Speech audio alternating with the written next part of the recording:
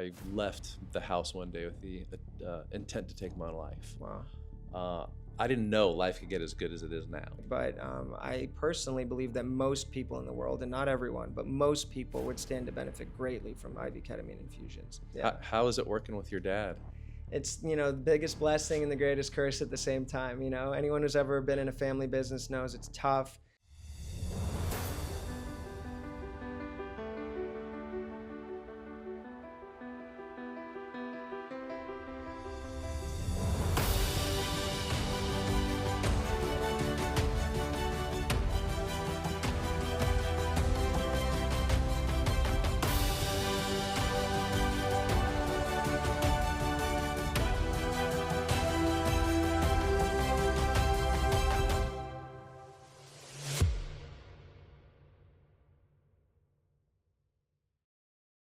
Man, thank you so much for driving down. If you wouldn't mind kind of sharing who you are and what you do that led us to connecting on this podcast. Yeah, thanks for having me. It's great to be here. I'm Sam Mandel. I'm the co-founder and CEO of Ketamine Clinics Los Angeles, and we're one of the first ketamine clinics in the United States. I co-founded the practice in 2014 with my father, Dr. Sam Mandel.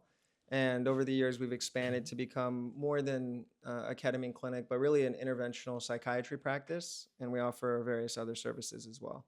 That's awesome. So you said you're one of the first. What led to that decision to kind of pioneer this movement? Yeah, really it came down to solving an unmet need that was really ours, a personal need, for mental health support for friends and family, and just feeling like even if you're in LA and you have resources, that the quality of care and the care options are really limited, and just needing more than what the field had to offer. So we created that which we were seeking. So you say mental health. Can we go down a little bit more of what happened within the family dynamic that led to this is the area we want to get into to really provide that help and support? Yeah, I lost a cousin when I was 13 that was in a horrible car accident, and the family was divided over whether or not that was a suicide or not. But it shook us, and of other people in my family who are struggling and have struggled with, bipolar disorder, severe depression, suicidality, people who have died by suicide in my friend and family group, and people struggling with addiction as well. I've had my own challenges over the years, and so it's really a passion project, a mission of love, really, to just help provide healing and support to people. And having, drawn on a lot of personal challenges and experiences of loss, and wanting to offer a solution to that. Okay. One of the things that I've noticed, and I'd love to get your thoughts on this, it seems that more and more mental health issues, higher rates of suicide, it continues to climb over the last 50, 70 years than all of documented history. Yeah. Why do you think that is? Well, there's a lot of reasons for it. I think many are clear, others maybe are not as well understood. But yeah, I mean, if you look at a line graph over the last 20 years, the suicide rate has just continued to grow pretty exponentially, especially among adolescents. And men are 4 times as likely to die by suicide as women. I think the number of attempts are comparable and the prevalence is comparable, but they tend to take more effective and lethal means. And it's a really big issue. Some of the things that I think are contributing factors are simply ineffective treatments that we have been drawn on. Conventional medications, right? Like SSRIs and antidepressants really don't work particularly well for a lot of people. Well, and one of the side effects is Suicidal thinking. yeah, suicidal ideation Right. to address depression and Right. clinical depression. Right.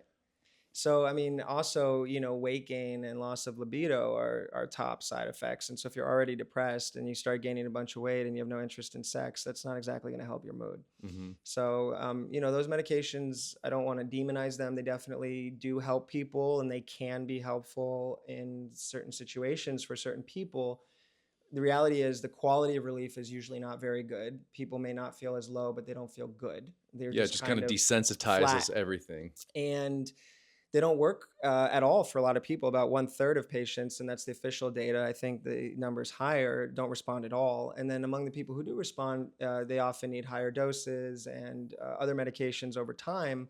to kind of maintain that benefit, and eventually it stops working for a lot of people as well. So I would say that the common treatments, medications are not particularly effective. I would say as far as environmental factors, with social media and online dating and all these ways that technology is progressing to keep us more connected than ever before, but yet the irony is so many people feel more lonely and less really connected to people in a meaningful way.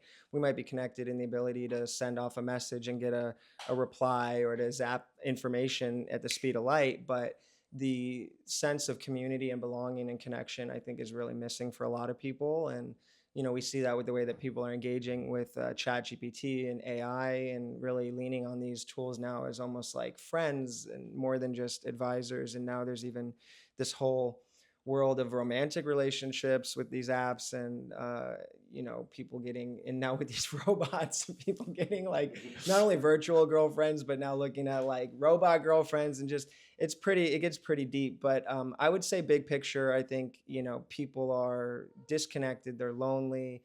The world is a weird place. It's moving very, very quickly. Information moves faster than it ever has before. When I met you, we were talking about how, "Oh, I can't believe it's Friday," and how quickly time is passing. And I was just seeing that just the speed with which we're being bombarded with information constantly has actually accelerated time, because it's all about perception. And so for most people, it's moving 10% faster because of just the speed with which we're being bombarded. So it really does feel like time is accelerating. Mhm. And I think that's also, unnerving for sure. Yeah. So you see the trends start to rise. You understand what we have in our toolbox aren't working that well. What led you to get into ketamine as a treatment?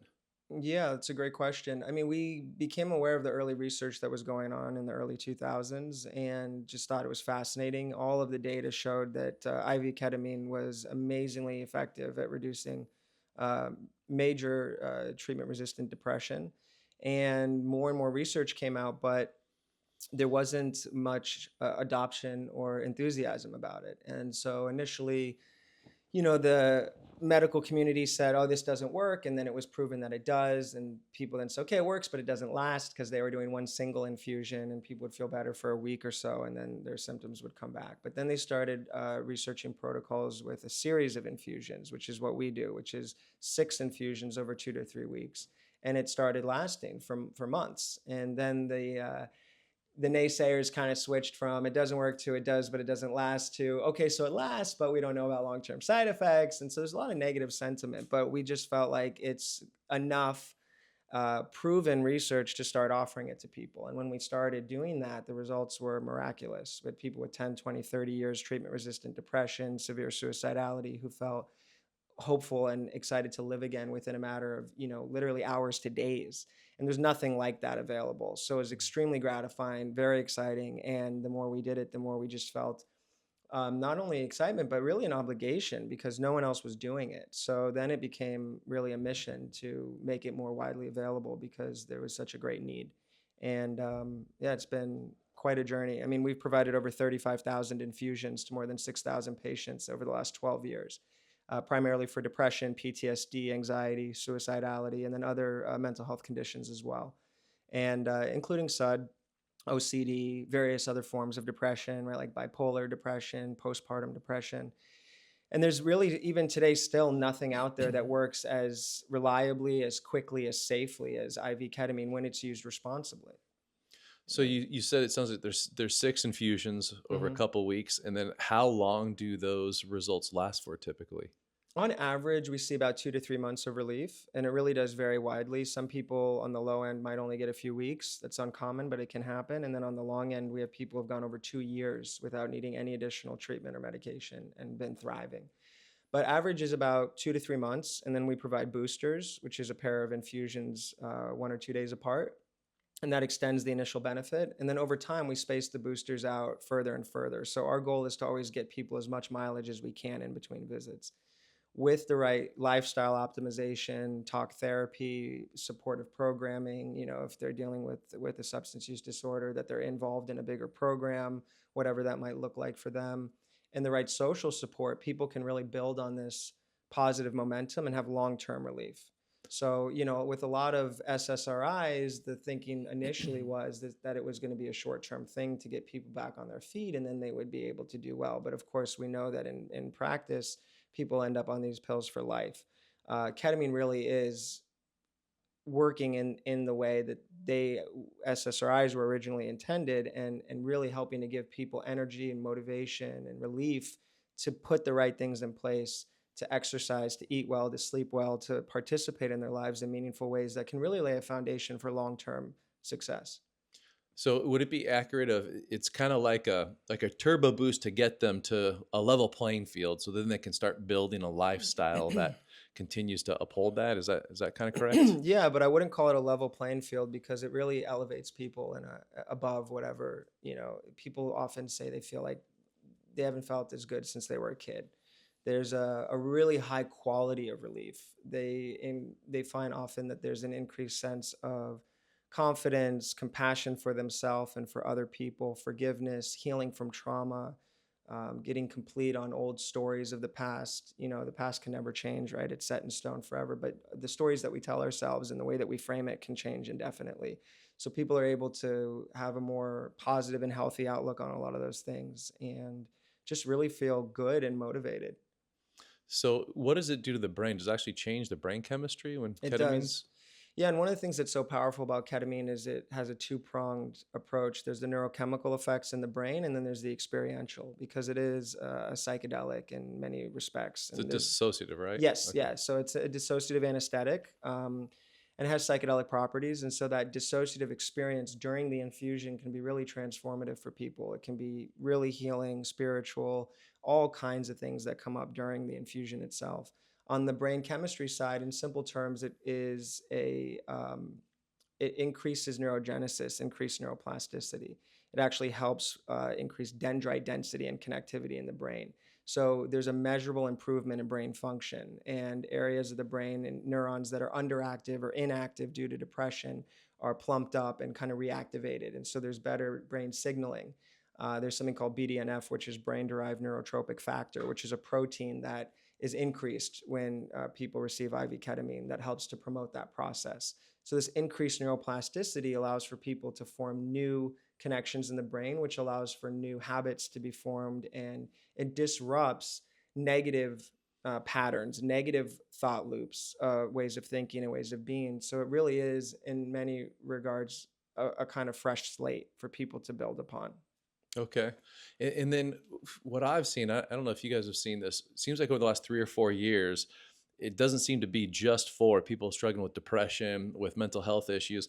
I'm seeing a lot of businessmen actually start. Yeah, Okay, you're smiling. I'm yeah. like, when I first heard this, I'm thinking like, oh man, I never knew you're depressed. Like, what are you talking about? It's like the next thing to get the edge. And I've know a lot of businessmen that have gone through it, and some it's developed even stronger relationships with their wives, and others have completely left their wives. And I haven't researched any of that, but as I'm hearing some of these things, have you seen any of this in your practice? Absolutely, yeah. So I think the future holds ketamine, uh, with an opportunity for wellness and optimization. Currently, because it is a Schedule 3 controlled substance and because of regulatory, we only treat a diagnosed mental health condition. So we can't just give it to anyone who's curious, right? But I personally believe that most people in the world, and not everyone, but most people would stand to benefit greatly from IV ketamine infusions. This episode is brought to you by Pacific Shores. We have been an industry leader for over 25 years in the mental health and addiction space. We have helped thousands and thousands of individuals and families reclaim their lives. If you or a loved one is struggling with addiction, please reach out so we can do this together. Our number is 949 749 7317. They can really be healing and transformative. You don't have to be sick. You don't have to be suffering from a diet, pathologized with a diagnosis. We all have life circumstances and stress and loss and things that happen. And this can really provide this clarity and energy that can be really healing for people. So Absolutely. And for burnout, for something that the, more technical term is adjustment disorder, if there's a life event or something going on where people are then struggling to move past it, ketamine can be very, very effective for that. And for high performers who really want to be thinking clearly and be optimized, it can definitely be a very powerful tool. To your point about some people having a closer relationship with their wife and others leaving, ketamine really helps motivate action. And I think any relationship, especially a wife, but any meaningful relationship is worth working on and trying to improve upon. But sometimes, and it takes two, right? And sometimes, if that's not possible, the best thing to do is to leave or to end the relationship or have boundaries. That could be with family, friends, an intimate partner, or a business partner. And so I personally would always encourage anyone to really strive to repair if it's something that is meaningful to them. But when that isn't doable, sometimes the best thing is to leave. And so ketamine can help people get that clarity as well. Have you had any family members go through the process Oh with you yeah. Oh guys? yeah, tons. Tons, yeah. Obviously, not share names, but Yeah. are you able to kind of share of what you've seen or what you've experienced directly with that? Yeah, I mean, I have many friends, family, staff, friends and family of staff, other professionals, colleagues, other professionals in the community. And yeah, it can really, more common than not, deepen relationships and connection. The first thing a lot of people feel is a desire to be more connected to the people that matter to them and get Mhm. clarity on that and make an effort and feel they have the energy and the motivation to do that. And yeah, it's honestly, it's really beautiful. Yeah. What are some of the misnomers or maybe misinformation that you have seen out there?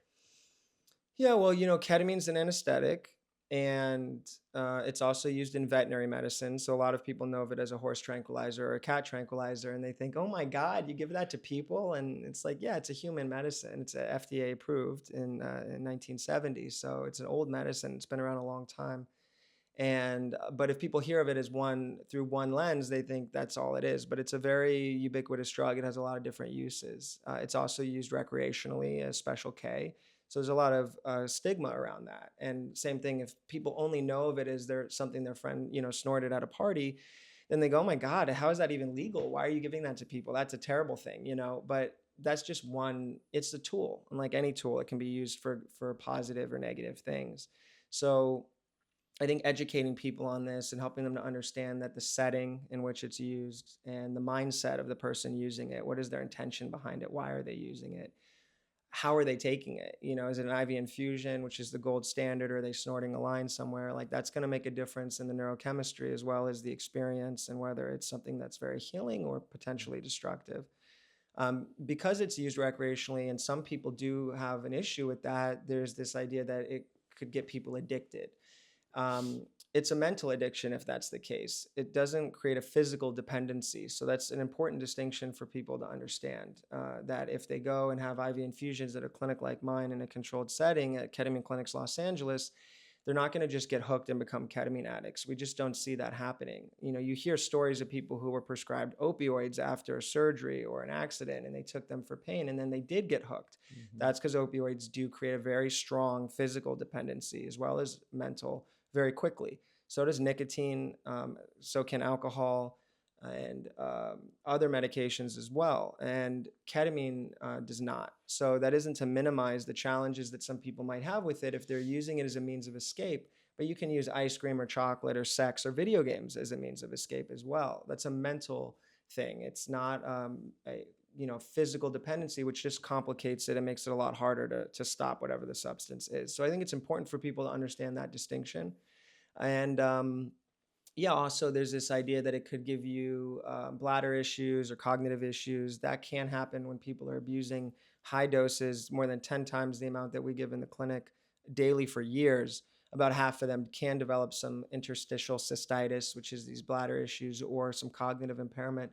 But when used clinically, therapeutically, ethically, none of that is present in any of the patients that we've seen after 35,000 infusions. So, my message is the dose, the mindset, the setting, how it's being used, and those are really key differences between therapy and destruction. So those are some things, yeah. So you said doses and mindset. I understand you can control the setting, the dosage. How do you actually control or influence the mindset when a person's getting ready? Yeah, so the only person who can control mindset is that person for themselves, and And that at can be best. difficult, I would imagine. Absolutely. So we can't control it for them, but we can create an environment and a structure that can encourage the right one. Or I wouldn't want to say the right one because there isn't one right one, but a positive one that can be conducive to healing. And that's first and foremost helping people to be calm and centered and to feel safe, to feel that they're cared for. Creating a really calming and safe environment. We have a really beautiful facility. I'd love for you to see it sometime. It's very serene, relaxing music, nice scents, really beautiful decor, and helping just to relax and center people. We can lead them through breath work, or, mindfulness exercises, meditation, and intention setting and goal setting, and help them to just get really comfortable and clear on why they're there and what it is that they want to get out of it. And then creating this container that's just a very loving, caring space really allows people to relax and let go and allow for the medicine to help them to heal. And that's really, really important. You don't have that at a party or a club or whatever, where there's all this exterior stimuli, and it's loud and wild, and maybe you don't feel as safe or comfortable. So that's a really, really key difference there. Yeah, I remember hearing from somebody of, well, first I'll ask you, are there any side effects? Yeah, so no known long-term side effects. Short-term are very minimal. Feeling a little nauseated is one of the more common. We can provide Zofran or other medications to help with that. Um, Feeling kind of fatigued or tired for the rest of the day is pretty typical. So people just, go home and go to sleep usually afterwards. Just rest, relax, take it easy. Feeling a little dizzy, mild headache. The headache is usually a result of that they haven't had anything to eat or drink 4 hours prior. And often they're just dehydrated. So we can run fluids to help with that as well. Those are really the most common. It can create a transient increase in blood pressure. Nothing that's really ever been an issue. If people have uncontrolled hypertension, that could be a disqualifier. If it's controlled, we just manage that.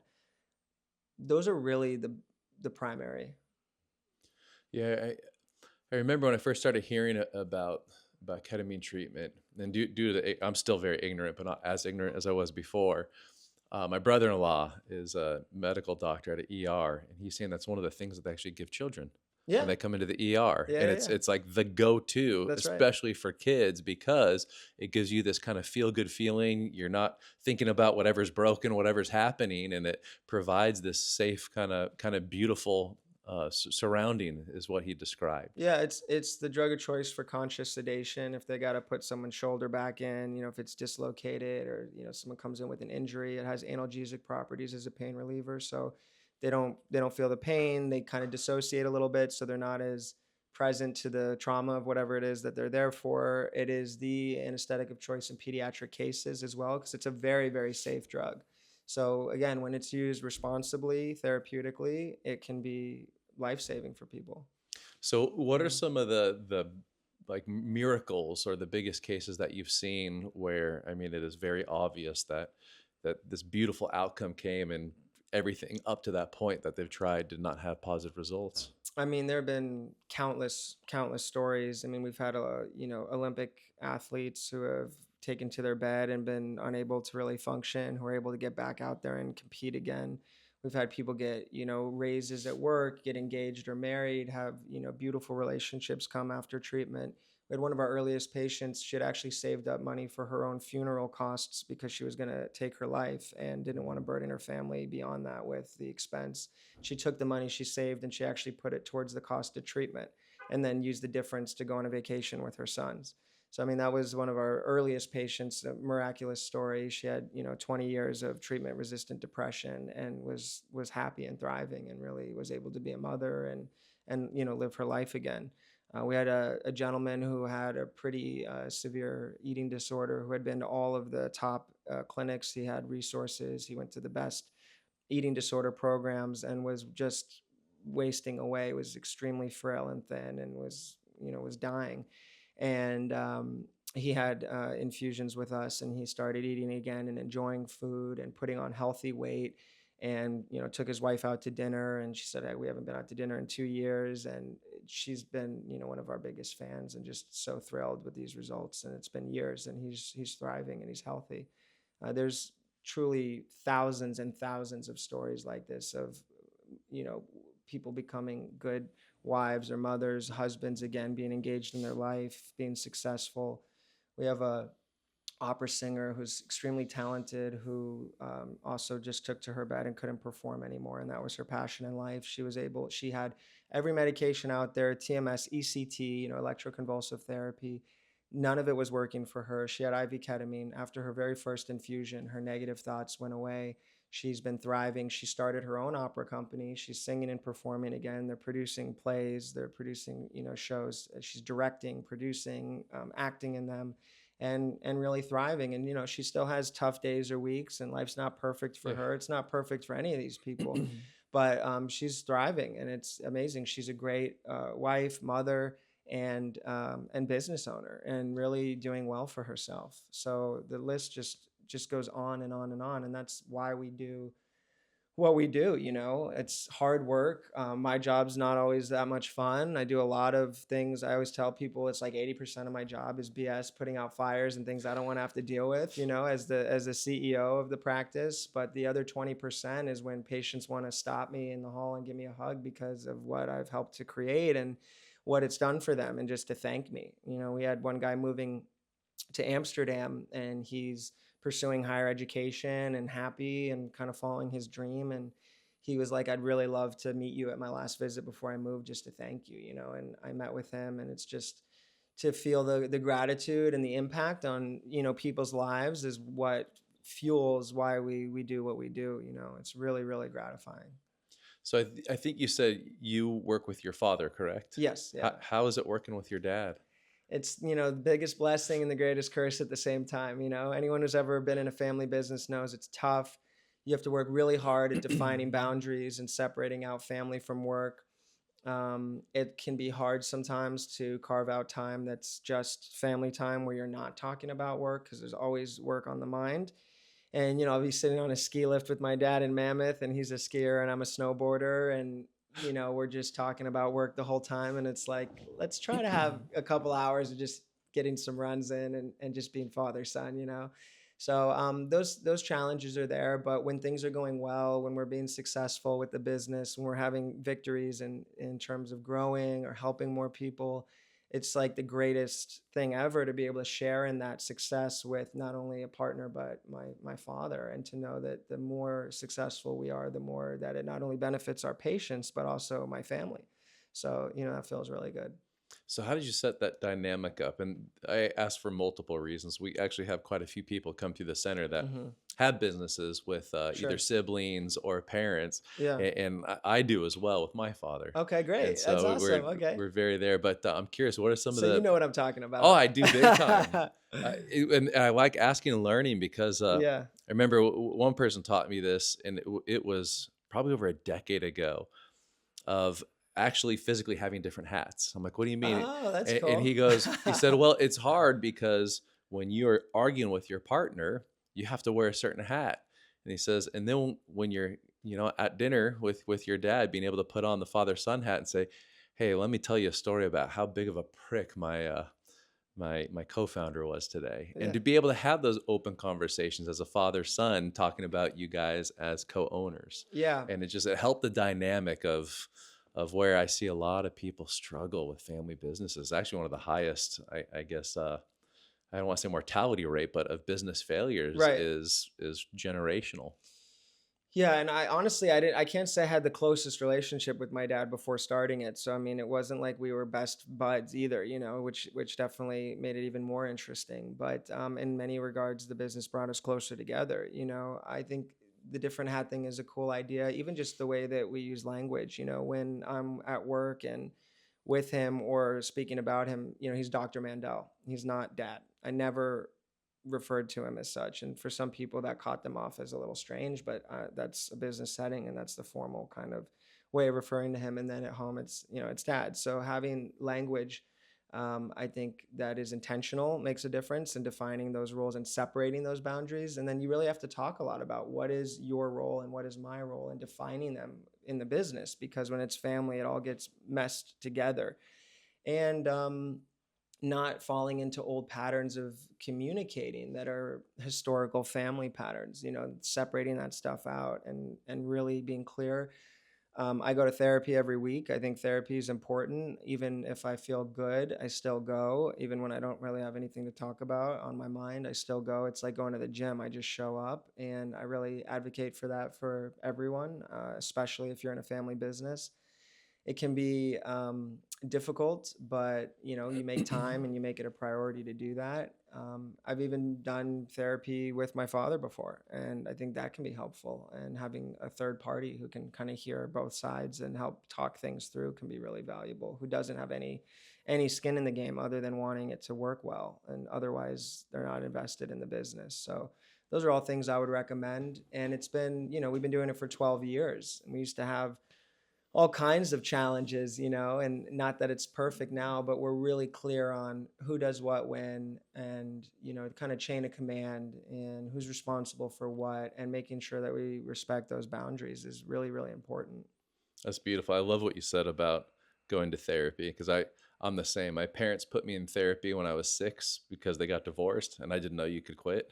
So I just continued to like graduate up the ladder of therapists. Yeah. But it's interesting because you mentioned the gym. Like everybody can see the physicality when they work out.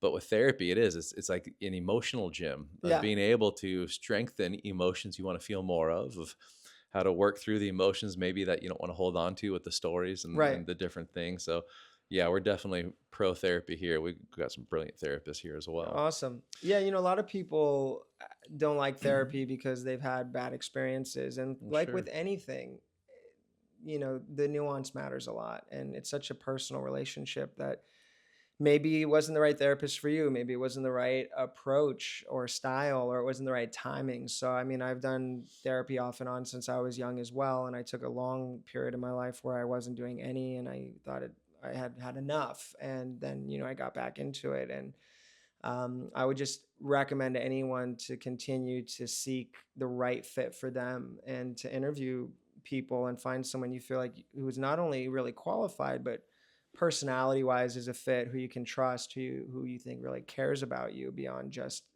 doing their job. And yeah, I'm an advocate for that. Yeah. So what are you excited for in regards to the future in ketamine? Where do you see it going and what are you hoping for?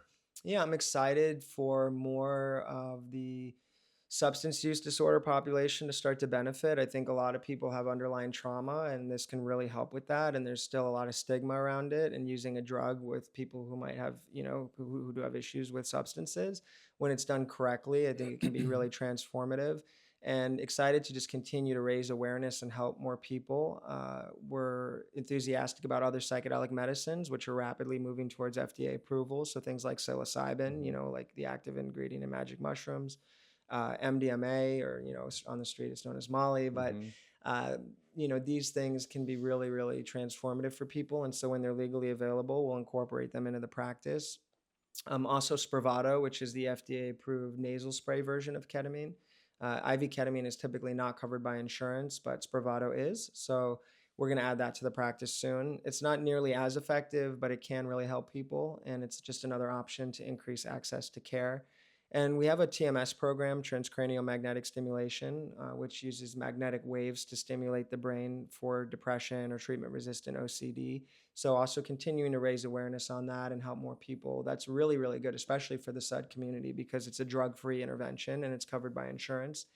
And we're in network with all major insurances. And then we have our psychiatry program as well, which we're continuing to grow, which is holistic psychiatry, not only evals and management of medication, but lifestyle optimization and supportive psychotherapy. And we do that in person and remote throughout California through telehealth. So excited to just continue to scale all of these programs and incorporate new modalities as we can.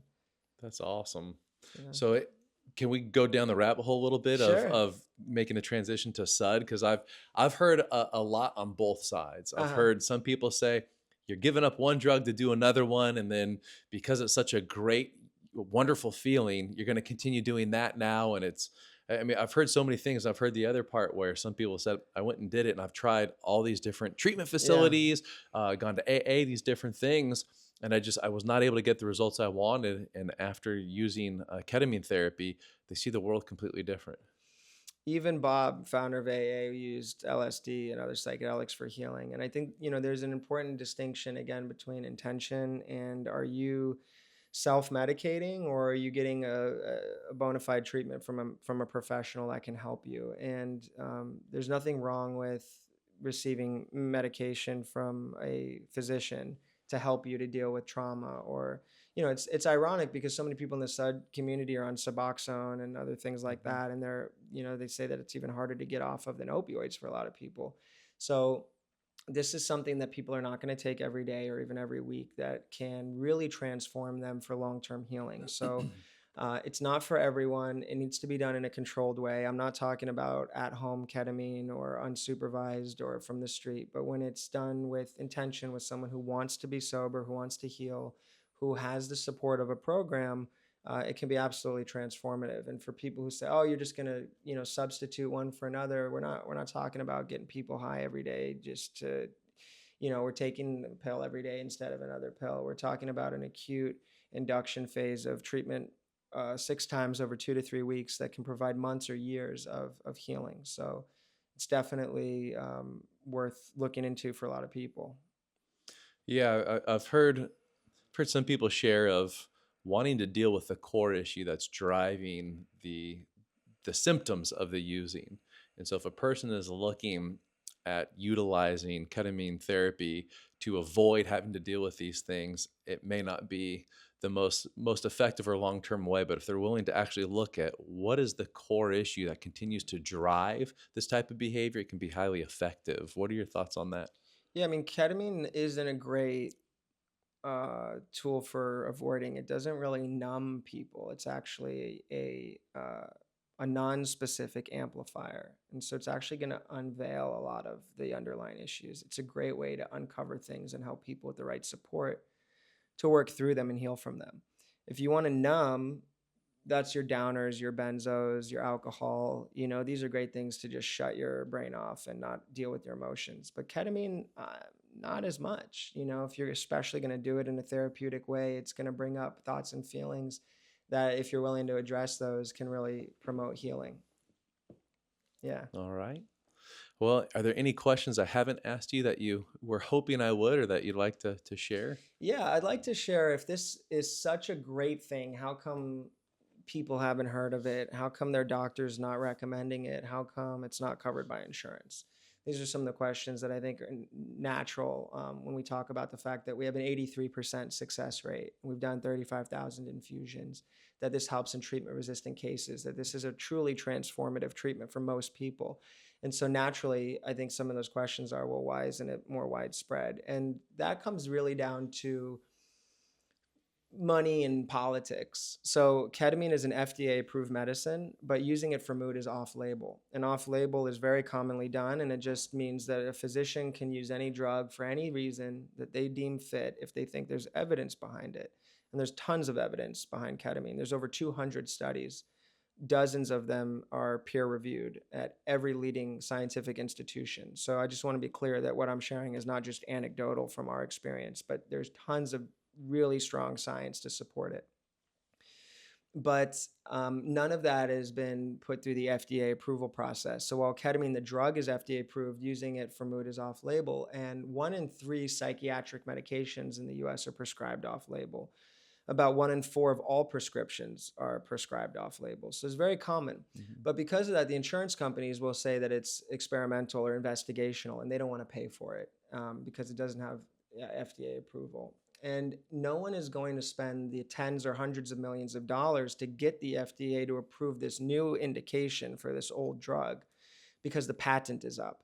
So they'll never make their money back on the resale. It would have to be truly a philanthropic endeavor. And so with that, pharmaceutical companies are focused on getting patents for new medications that they can make a lot of money on, that they have margin on. Ketamine is a cheap generic drug that's manufactured by, half a dozen companies, and the margins are thin. And so no one's gonna spearhead this effort. And with that, physicians hear about drugs and treatments from the people who profit from them. They take them out to nice dinners, they do PowerPoint presentations, they fly them to, retreats, and they come by the office with literature and they meet with them to say, hey, this is a good thing, you should prescribe. No one's doing that for ketamine, for IV, because of the reasons I mentioned.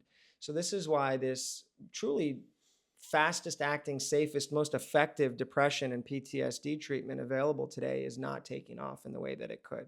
It is becoming more mainstream, and people are getting more curious because of the grassroots effort to see that friends and family and colleagues are having their lives transformed, and people are getting curious about it, and it's building.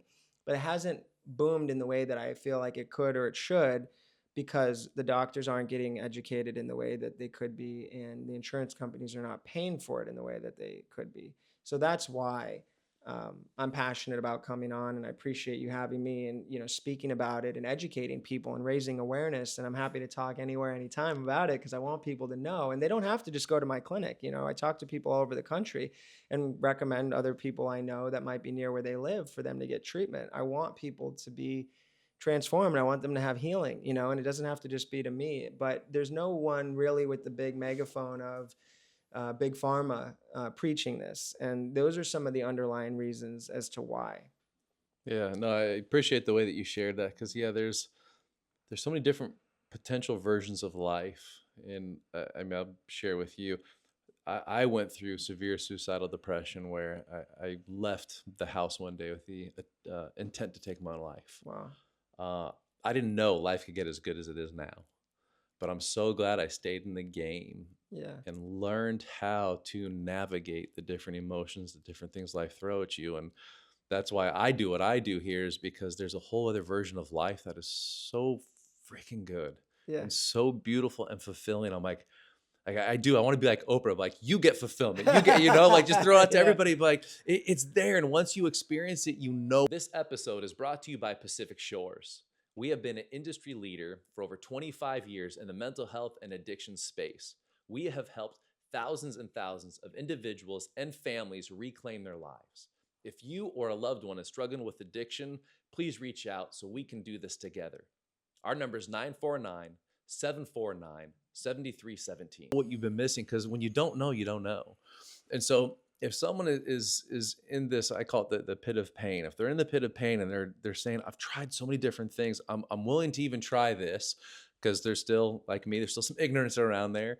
How would they get educated? How would they reach out to you? How can they find you and get more information? Yeah, well, first, I just want to say, thank you for sharing that, and I'm really glad that you didn't follow through with your plan that day. And it's beautiful now on the other side. You're seeing a beautiful life that's better than you imagined, and I want that for anyone.